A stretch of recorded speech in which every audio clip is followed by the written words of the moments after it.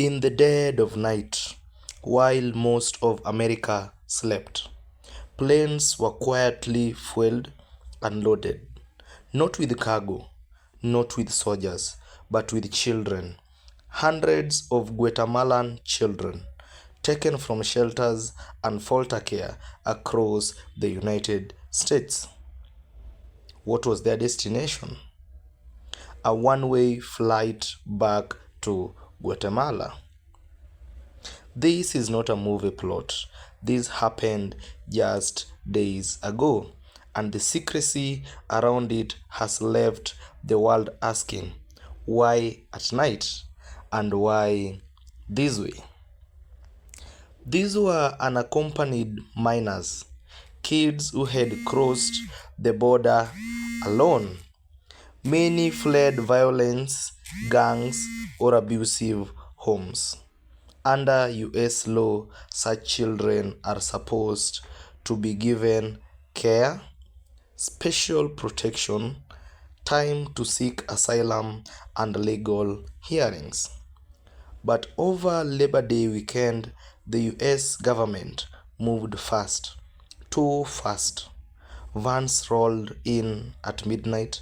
Children were shaken awake, told to grab their things, and escorted under the cover of darkness. By 2 a.m., some were already strapped in airplane seats, awaiting takeoff. The question is, why in the middle of the night? Officials framed it as reunification with families in Guatemala, but advocates say the timing was no accident. The secrecy, the holiday weekend, the silence, it all felt designed to avoid public attention. Children described being terrified. One 17-year-old said he was so scared, he just prayed the entire time. Another vomited from fear. Some spoke of death threats back home. One girl said she would rather die in the US than be returned to her abuser, and yet the planes were ready to depart. But then, something unexpected happened. Immigration lawyers rushed to court in the middle of the night, and around 2:30 a.m., Judge Sparkle L. Suknaman issued a stunning order: stop the flights. By then, at least 76 children were already on planes in Texas. Imagine this. The engines were running, the pilots ready for takeoff when the order came through. The flights were grounded, the children were escorted back into US custody.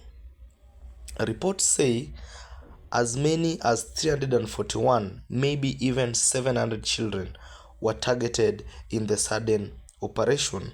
Families and advocates scrambled for answers. Who decided this? Why now?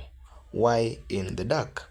The government insists Guatemala asked for their return, but leaked documents suggest the story may not be so simple. On one side, the US government says this was reunification, that the children belong with their families back home. Guatemala's president even voiced readiness to accept them, claiming concern that they might end up in adult detention.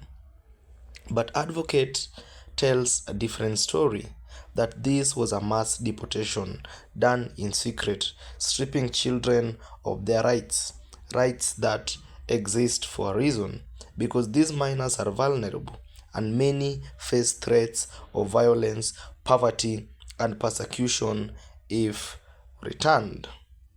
One boy told his lawyer, "I'm very scared. I started to pray when they woke me up."